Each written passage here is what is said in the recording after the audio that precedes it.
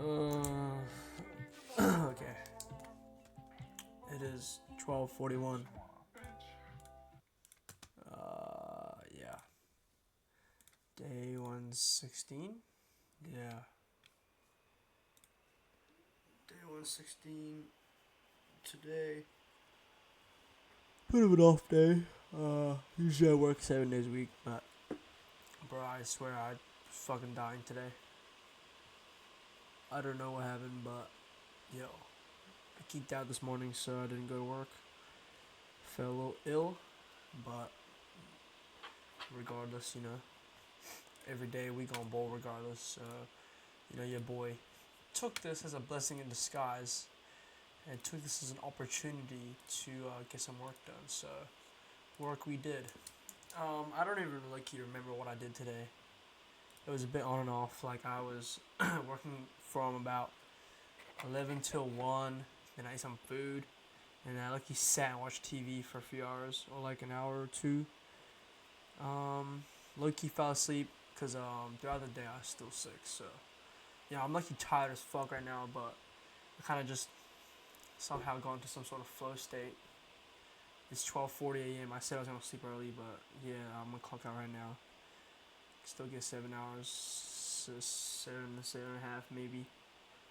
But yeah, today testimonials done. All product testimonials completely wrapped up, good to go. Looks way better than our original Shine Pro, just normal ass testimonial. Although the third party software I am using looks LOOX, they're low key. If you do some digging, you can kind of rat me out because legally they have to display that my reviews are from an external source.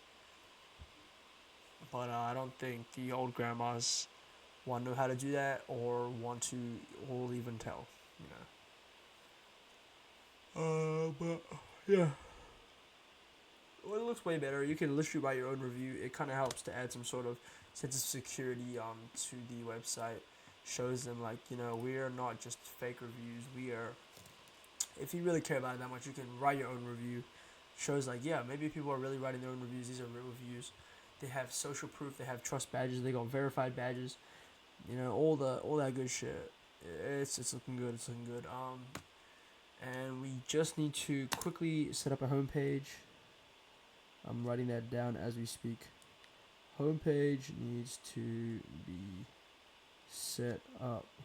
It is not Outlander. It is just our basic front page that is to be displayed. Not even for the ad campaign, just for the sake of being there. It needs to be quick, simple. Don't need to do nothing crazy on it. It's not Outlander once again, so nobody, or probably not even like 10% of our audience will even be seeing that page. So yeah, don't gotta worry about it too much.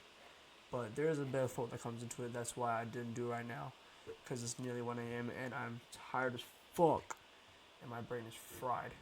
But yeah, after that, it is simply just running the campaign.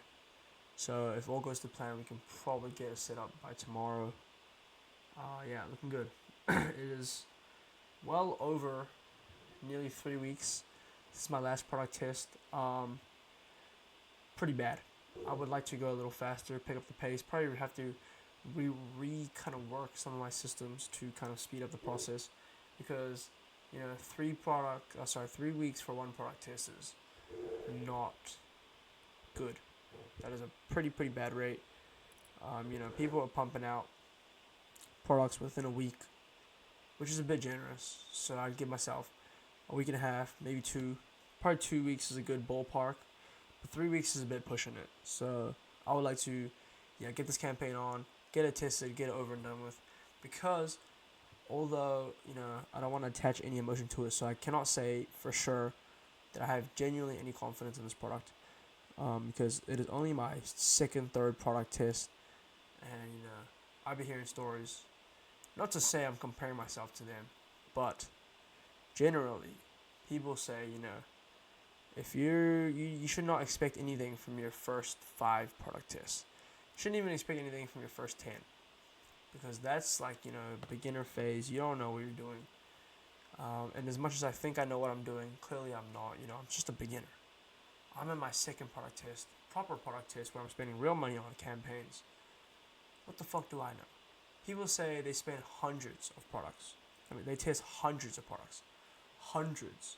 If it takes 3 weeks for me to even set up a product, imagine people doing hundreds of products before they eventually find their winner. All these big names you see, Mark Builds Brands, Nathan Miller, all those motherfuckers, they say, yo, I did 50 product tests before I found my genuine winner. And that's bizarre. So, I want to my goal is not to try and succeed within the least amount of product tests. My goal for myself is to do as many product tests as I possibly can. I'm not trying to just speed run everything, but point is just push out, produce, keep going, keep learning from your mistakes, stay consistent. And it's not a matter of how many product tests can it take in the least amount of tries to be able to find success. It's how fast am I able to fail and keep going and learn from my mistakes and eventually reach those numbers of testing where I'm doing 50 products, or I've reached 50 products of testing, 80 products of testing, when I'm finally understanding the game for once and I'm finally seeing profits. That is truly the way I approach it. People say, you don't want to be just wasting your time, wasting your money, doing the same mistakes over and over again. And I'm not trying to, I'm documenting everything right now. This booklet has been my my journal, my life, for God knows how long. It's damn near half full. Probably like a near 200, not 200, maybe a few hundred page notebook.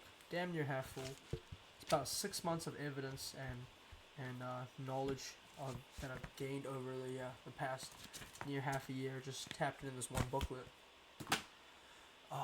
Yeah, but yeah, that's really all it is today. I didn't go gym, didn't run, cause feeling a little under the weather, but yeah. If there's anything else that I want bad enough to even surpass my physical limits, it's this. So yeah, and I'll leave you guys off with a quote.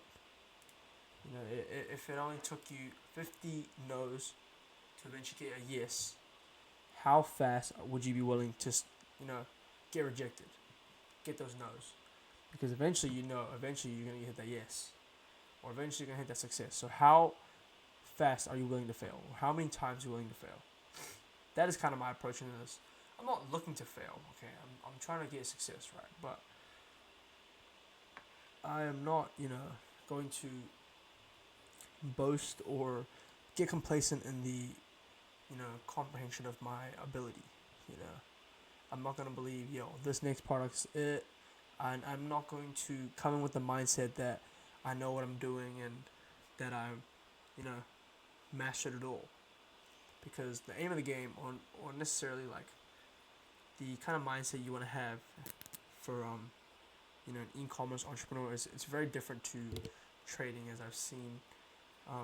In e-com, it's all about being the student, as opposed to trading, where it's all about being the perpetrator, the executioner, kind of just looking at things straight on and seeing it for what it is.